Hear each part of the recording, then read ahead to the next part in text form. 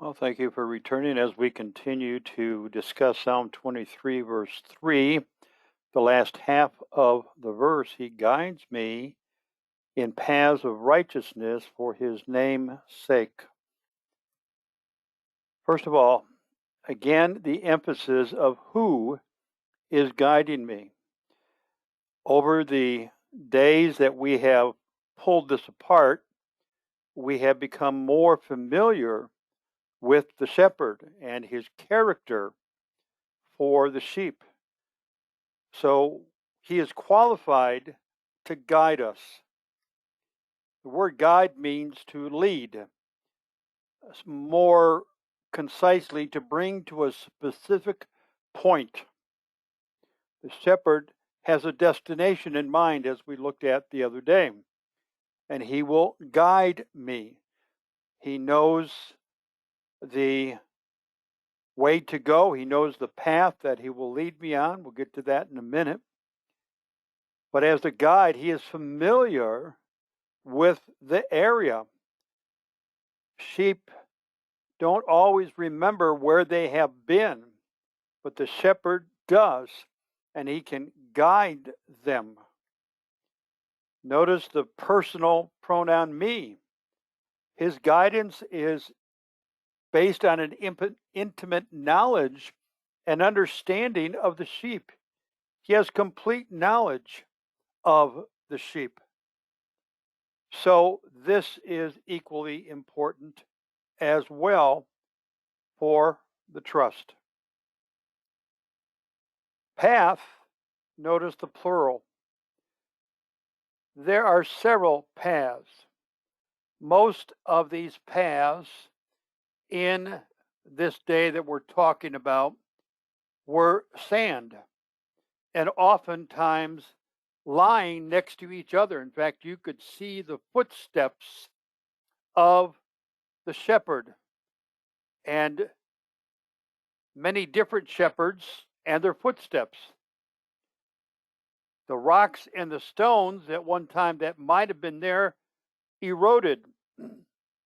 So he selects the right pathway, and his footsteps are a visual guidance for the sheep to follow. Righteousness in the Hebrew simply means what is just, what is fair, what is right. The shepherd never chooses a path that would result in harming the sheep. He just wouldn't do that. He understands the necessity to guard and protect and to bring the sheep to the next place of rest. And he will do that in a very safe manner. It will be just and right what he does. He will choose the correct path to reach the destination. And then, for his name's sake, means purpose or intent. The shepherd has a purpose, has an intention of what he is doing. It is not haphazard. He doesn't wake up one morning and, oh, where do we go today, and type it into his GPS. He knows where he wants to take the sheep. And again, this is a reflection of the shepherd's heart and motivation for the sheep. So what we can walk away with today? Following the Lord is specific. It's purposeful. It's not arbitrary or haphazard.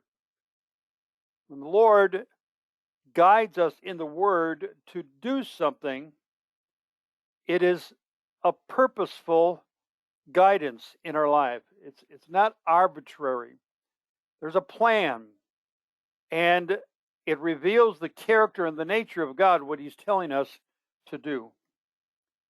Where the Good Shepherd leads is in complete knowledge of who I am and what He has prepared for me to do. Again, it's not arbitrary. He knows you.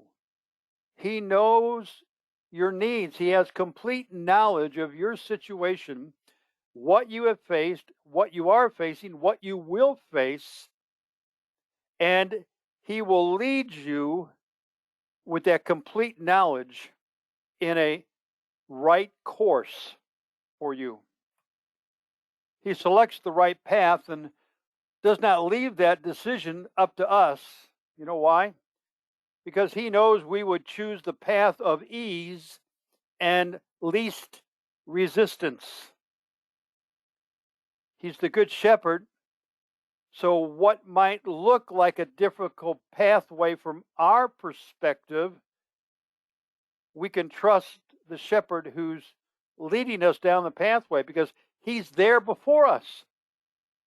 He's not sitting back and sending us text and email, take a left up here, take a right over here.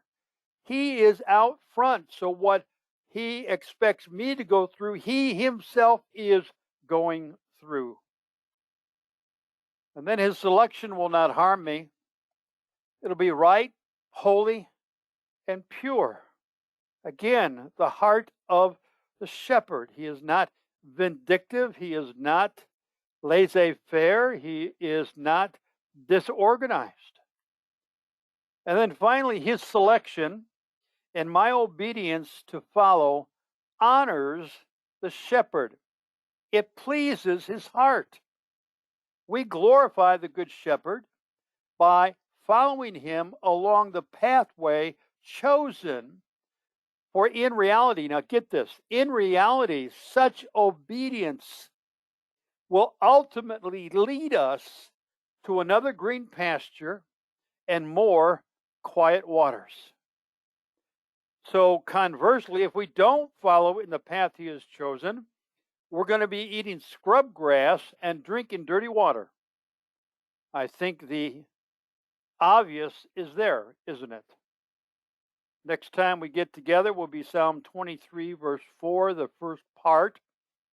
We will not be doing any recording over the weekend, so we will see you Monday.